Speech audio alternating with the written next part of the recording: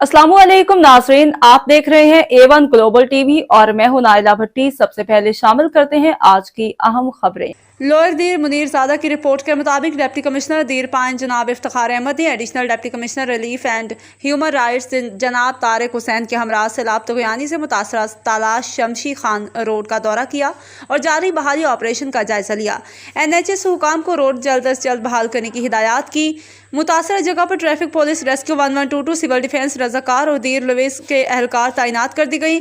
Traffic को मुतबादल रास्ते बाजोड़ू तलाश रूट पर मुंतकिल किया गया है। डिप्टी कमिश्नर ने मुकामी अफराद की जज्बा फलाह व बहबूद की तारीफ की, जिन्होंने ट्रैफिक जाम के दौरान मुसाफिरों के खुराक व ताम और साफ पानी का बंदोबस्त किया। रेस्क्यू 1122 के मेडिकल टीम ने बीमार मुसाफिरों को मौका पर तिबी इमदाद फ्राहम की।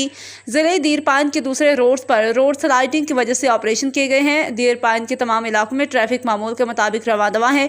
डिप्टी कमिश्नर ने तमाम एडिशनल असिस्टेंट कमिश्नर और दूसरे तमाम स्टेक होल्डर्स को हाई अलर्ट रहने और स्लाइडिंग की वजह से रोड को जल्द अज जल्द क्लियर करने की हिदायत जारी की हैं।